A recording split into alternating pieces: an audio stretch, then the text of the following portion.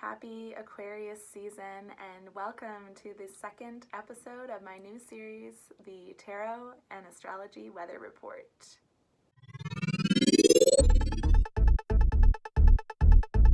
The sun entered Aquarius yesterday on January 19th and it will be there until February 18th. In the tarot, this looks like the Sun card entering the Star. So I actually talked about the Star card at some length in my first episode last month for Capricorn season. So if you didn't catch that one, there's a link down below and you can watch that. It's not at all too late because we had some really important epic-making astrology during Capricorn season, so check it out. But in the meantime, here's a little recap of my hot take about the Star card. This is a card that's about healing. It's about maintaining really healthy boundaries. It's about cultivating a spiritual practice that nourishes you so that you may then go forth and nourish others. It's an invitation to kind of get into balance or maybe even expand your way of thinking about the relationship between self and other, individual and collective, inner and outer, right? This is an invitation to think about we as well as me. So by February 1st, not only Jupiter and Saturn, but also Mercury and Venus will all be in the sign of Aquarius. So all of these planetary energies are going to be filtered through the Star card, and all of them will be kind of interfacing with this idea of the age of Aquarius. And now, of course, the Sun is also in Aquarius, bringing all of this up to the conscious mind. This, of course, means that our full moon is going to be in the sign of Leo, which is directly opposite from Aquarius, and that's next week on January 28th. And then our new moon, of course, will be in the sign of Aquarius on February 11th. So these are opportunities for the conscious mind, that's the Sun, to interface with the unconscious mind, that's the moon. This is the High Priestess card. This is the subconscious. This is the intuition. This is the lunar, feminine, occult part of you.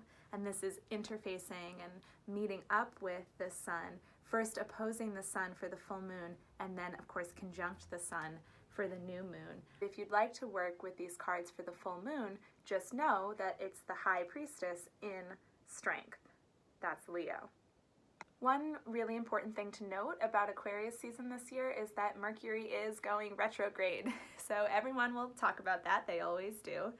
That's going to happen on January 30th. Like any retrograde, this means that Mercury, and that's the Magician card, this means that Mercury is going to cover the same ground 3 times. So he's been moving forward through Aquarius, then he'll move backwards over the same ground, and then forward again. That's how a retrograde works. This is a chance to review, rethink, revise your plans, take stock, notice what's working, what isn't working. Don't get discouraged if you feel like you're taking 2 steps forward and 1 step back. If you're watching this video, you have a very important role to play in ushering in the new age. You are here for a reason. Don't get discouraged if you don't know what that reason is yet. The truth is that this age of Aquarius thing is not going to happen overnight. This isn't really for us. This is for 7 generations down the line. We are the ones ushering this energy in. So Mercury retrograde is a great time to really kind of go within and think about that. What does that mean to you? So the astrological weather is actually pretty intense right now. It's been intense. You know that from Capricorn season in January, right? January 6th especially. But the intense weather, it's really not coming from Aquarius. It's actually coming from Taurus, specifically Uranus in Taurus. Uranus is sometimes called the Awakener. He's the planet of sudden change, breakthroughs and innovation, rebellion, revolution, electricity, technology, the internet, the nervous system. Uranus is a flash of lightning. Uranus is an anxiety attack. Uranus is the modern ruler of the sign of Aquarius, and the two share a lot of the same vibration. Both Uranus and Aquarius are associated with the future, with the vision of the future. We can see this in Uranus's association with the Fool card in the tarot. So this is all about taking a leap of faith. This is about starting a new cycle. This is about choosing an adventure, choosing evolution over stability and over the familiar. This is pure freedom. which is actually really terrifying. The Fool first entered Taurus back in 2018, and he's going to be there until 2025. So when we're talking about Uranus, we're talking about really long-lasting, big ripples. This energy has a big ripple outward over time. And Uranus is transiting through Taurus, so this is actually at a square aspect to Aquarius. Taurus is fixed earth, Aquarius is fixed air. So whenever we have a square aspect, we're really talking about challenge, we're talking about conflict, tension, even explosion, depending on who's involved. The opportunity presented by a square is for conflict resolution, and for this particular kind of growth that happens after great contraction. So I've already talked about the Star card for Aquarius, and now it's time for us to feel into the Hierophant, which is the card associated with Taurus. So this is where Uranus is right now and will be for many years, but this is also the card of the year for 2021 from a numerological perspective. If we add the digits in 2021, we get 5, which is the Hierophant. So this is really the signature energy of this whole calendar year. The Hierophant is sometimes called the Pope, but I really like to think about this card as the Oracle at Delphi. So this card is really all about receiving insight from a higher power, from a spiritual power, and then translating that into the material world in a way that other people can understand through religious teachings, religious principles, and ethical codes of conduct. On a personal level, the Hierophant has to do with our beliefs and our values and kind of how we mediate between our spiritual selves and the material world, including our possessions and our money. So these are all the things that Taurus rules, right? This is the second house in astrology. Aquarius is at a square in the 11th house, which has to do with our community, not just our family, but our social circles in our society, and really the whole human family. So we're working through this really tense aspect, this tension between our individual beliefs and values and our relationship to the material world and to material resources. On the one hand, that's Taurus, the Hierophant. And then on the other hand, there's the collective, and what is your individual role in the collective? How do you fit in? And that's Aquarius, the Star card. Here's a really good example of this. Back in March, did you buy 200 rolls of toilet paper just in case, even if it meant that the person behind you wouldn't have any? The answer looks really different if we're asking that question from a place of scarcity and fear and contraction and not enoughness versus a position of expansion and the higher mind. So Uranus, the Fool, is sometimes called the higher octave of Mercury. So if Mercury is the mind, Uranus is the higher mind. And so this is what we're tasked with in 2021, is accessing the higher mind and that expansive view of this tension that I just discussed between Taurus and Aquarius. So again, Uranus and Taurus, the Fool in the Hierophant, we're really getting a huge upgrade. We're getting a lot of upheaval. We're getting a lot of maybe sudden, uncomfortable change in this realm of our beliefs, our values, what we think is real, what we think is true, and how we interface and mediate through the world of material forms, including resources. And I'm not talking about toilet paper, we're talking about all of the resources of Mother Earth, of Gaia, right? Including fossil fuels, to me, seems like really the central thing that we're really grappling with, whether or not we think about it on a daily basis or not. In many ways, that's what's underneath all of this, climate change. So today, as I'm filming this, earlier in the day, Mars actually met Uranus in Taurus. There was a conjunction. Mars was kind of barreling ahead like a charging bull and met with Uranus today. So that looks like the Tower meeting the Fool in the sign of the Hierophant. So pretty self-explanatory imagery, I think. But I will say that I've been kind of pleasantly surprised today in realizing that this energy feels more like the release of tension rather than the tension itself. So the way I see it, today was not the lightning bolt. Today we are standing in the rubble. Donald Trump is no longer president. We are standing in the rubble.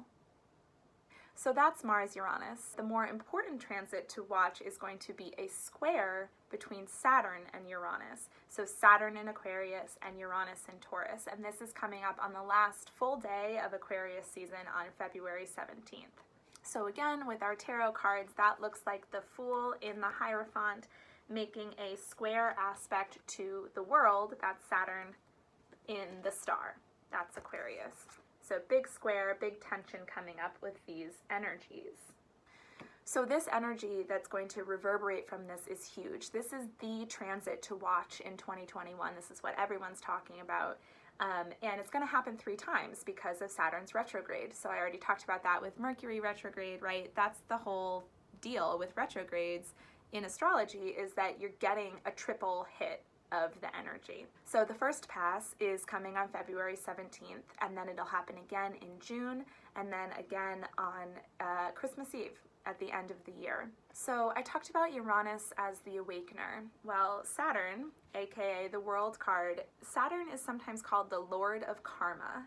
So this is about the consequences to our actions. This is about limits. This is about rules, structures, laws. Saturn is really about the hard edges of our world. Saturn, of course, was Chronos to the Greeks. So Saturn is time itself. Saturn is the structure of reality as you know it to be. Saturn is the matrix. 2021, Saturn-Uranus is definitely about big upheaval and big Uranian changes in our social structures, in our political and economic structures. It is all of that.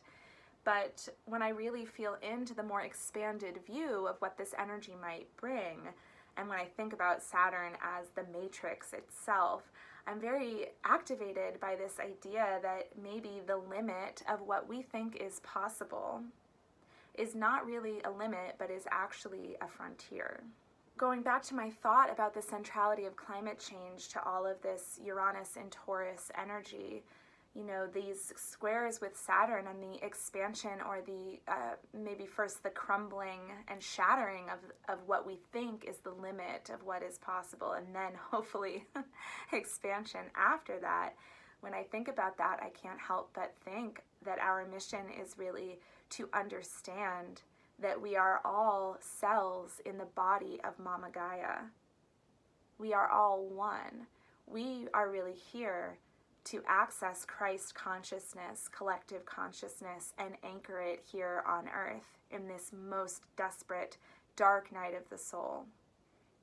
And when we work together, when we take care of our own spiritual hygiene and keep our crystalline waters of intuition and vision running cleanly, then we're able to work together in such a way that we realize, or you might say remember, that anything is possible. Total planetary healing is possible. So our homework, I think, in Aquarius season, with this Mercury retrograde and Venus coming in on February 1st, bringing a little love and beauty to this party, I think our homework is to really start cultivating our own vision for what this is supposed to look like, what this Uranian upheaval and reimagining is supposed to look like. Your vision is not going to be the same as my vision. It's not going to be the same as anyone else's. You, whoever you are watching this, you are here for a very specific reason. You have a mission that is a part of this phase that we're in, which is ushering in a new age. Again, not enjoying the new age so much as seeding its potential in the now moment. You don't have to know what your vision is. In fact, one of the big lessons this year with the Hierophant is going to be to remember that you are your own guru. You are the one who reveals the sacred. One of the perhaps difficult lessons, I think, will be the toppling of our idols as we realize that we cannot put our faith into anyone who says that they have all the answers. Anyone who says that isn't telling the truth.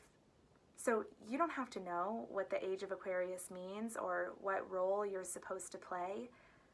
All you need to do is just tune in to Christ consciousness. to universal love. That's the radio station. Turn the dial and listen in. Okay, so that is the Tarot and Astrology weather report for Aquarius season. Thank you so much for being here with me. I would love any feedback or critique if you think I missed anything, if you have any questions, if you want to just show me some love, go ahead and comment down below. Go find me on Instagram, and there you will find a tarot spread inspired by everything I've talked about today, and you can do it at home for yourself, or you can go ahead and send me a message or an email, and I'd be happy to do that reading for you, and we can connect. It really is such an honor and a pleasure to share this information.